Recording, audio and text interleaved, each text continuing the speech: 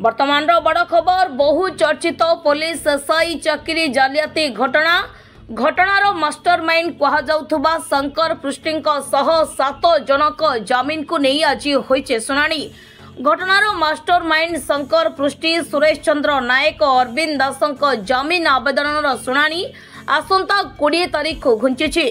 विश्वरंजन बेहरा और तफिम अहमद खान को जमीन आवेदन खारज होइछि। शेखर साहू और प्रकाश साहू नामक 2 आशायी परीक्षार्थी को जमीन मंजूर होइछि। विजिलेंस कोर्ट रे होइछि सुनानी। एने विजिलेंस कोर्ट रो पब्लिक प्रोसिक्यूटर विश्वजीत बराल सूचना दैछन्ति।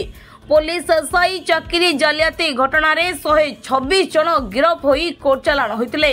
तबे पूर्वरु 114 जन आशायी परीक्षार्थी ब्रह्मपुर जेल रु जमीन रे बाहरी थिबा बळे आज घटनार मास्टरमाइंड सह 7 जनक जमीन को नहीं सुनानी होइतिबा सूचना रही।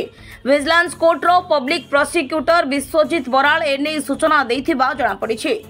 विश्वजीत बराल पब्लिक प्रोसिक्यूटर गंजाम आज जो एसआई रिक्रुटमेंट मामला जो रही जमीन आवेदन आज तारीख थिला जो थे कि अभियुक्त जो रही शंकर पृष्टि सुरेश चंद्र नायक और अरविंद दास ये 3 जन जमीन आवेदन तारीख पुनर्बार 20/11/2025 को फिक्स होती एवं जो विश्वरंजन बेहेरा और तफिम अहमद खान ये 2 जन मुदलांकर जमीन आवेदन खारज हो जाइए एवं जो कैंडिडेट पूर्वर रही शेखर साहू एवं प्रकाश साहू ये 2 जनकर जमीन पूर्वर जेहेतु अन्य कैंडिडेट मानकर जमीन कोर्ट मंजूर कर तेणु ये 2 जन को आज जमीन मंजूर कर आगुरी से आप्लाय कर आज से जेहेतु आप्लाय करते तो जमीन दि जाए। ब्रह्मपुर गोपाल कृष्ण रेड्डी को रिपोर्ट गंजाम समाचार।